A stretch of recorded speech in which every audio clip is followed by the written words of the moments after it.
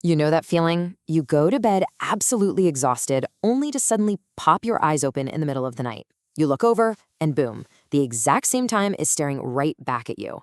3 a.m. The room is dead quiet. Literally everyone else in the house is fast asleep.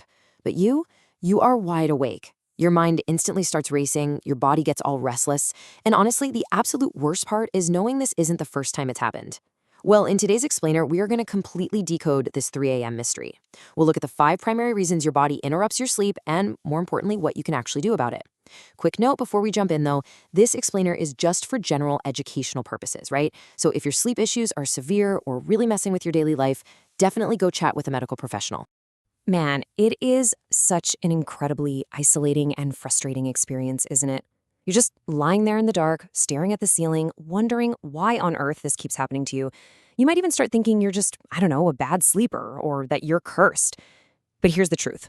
Waking up in the middle of the night like that, it's almost never random. It is actually a physiological mystery just waiting to be solved. Sometimes it's your habits, sometimes it's stress, and sometimes your body is quite literally reacting to something you did hours before your head even hit the pillow. So, if you're stuck in that 3 a.m. to 5 a.m. awake zone, let's figure out exactly why. Okay, let's dive right into this, starting with reason number 1, the 3 a.m. mystery. So, most of us think our night of sleep kicks off the second we close our eyes. But in reality, your sleep starts way, way earlier than that. It actually begins with the choices you make during the day. What you drink, what you eat, your light exposure, all of it. If you're constantly waking up at 3 a.m., your evening habits might literally be sabotaging you. Let's do a quick evening habit audit. First up, caffeine. You grab a coffee at, say, 3 p.m. and figure it's completely gone by your 10 p.m. bedtime, right? Well, actually, caffeine can hang around in your system for hours. Even if you do manage to fall asleep, your sleep is way lighter, which makes it so much easier to wake up later.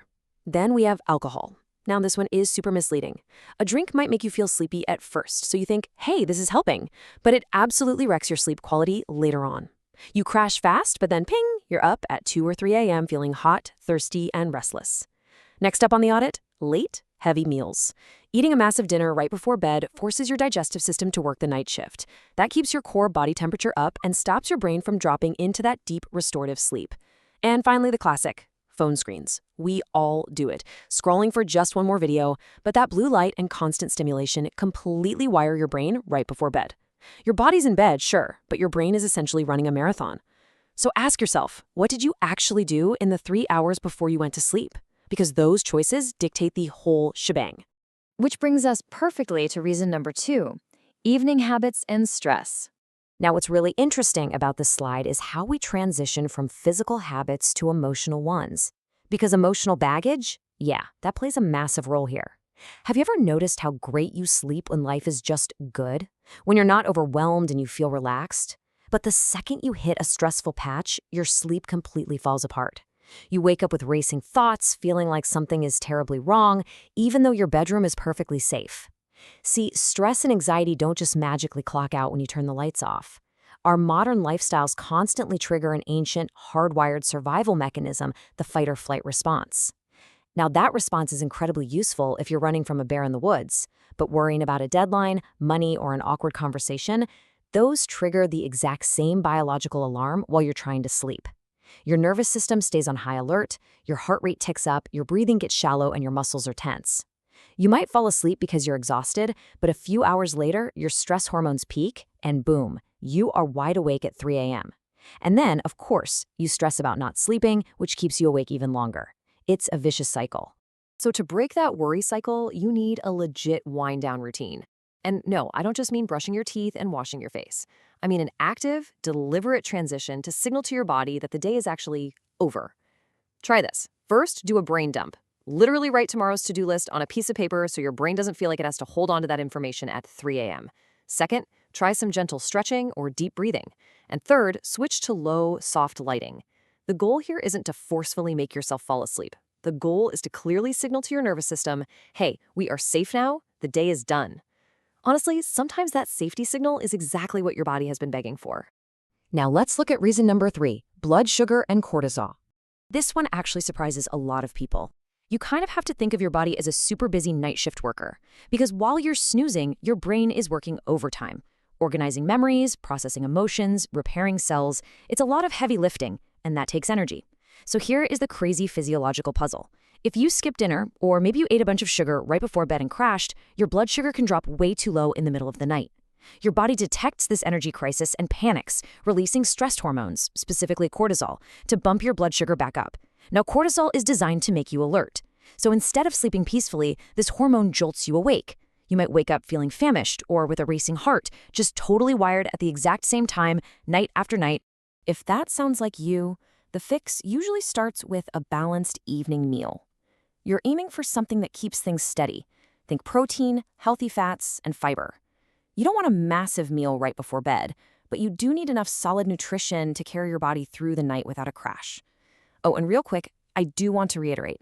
If you suspect you have actual blood sugar issues, or if you're dealing with night sweats or diabetes, please make sure you talk to a doctor about that for sure. All right, let's shift gears externally to reason number 4, your sleep environment. Sometimes the reason you're waking up has absolutely nothing to do with what's in your head, and everything to do with what's going on around you.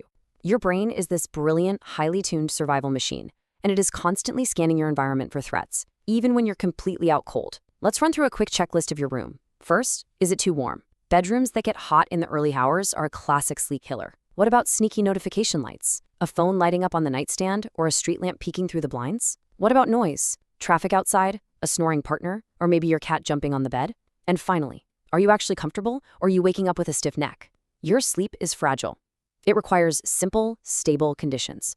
Dark, quiet, cool, and comfortable. You don't necessarily need a sensory deprivation tank, but remember that any unstable signal, like a sudden noise or flash of light, gives your brain something to process, and that can instantly snap you right out of deep sleep. Finally, we arrive at the 5th and probably the most overlooked reason of them all, breaking the learned pattern. So if you wake up at 3 a.m. a few nights in a row, maybe because of stress or a hot room, your brain actually starts to expect it. You wake up Monday, then Tuesday, then Wednesday. Before you know it, 3 a.m. becomes this weird, familiar checkpoint.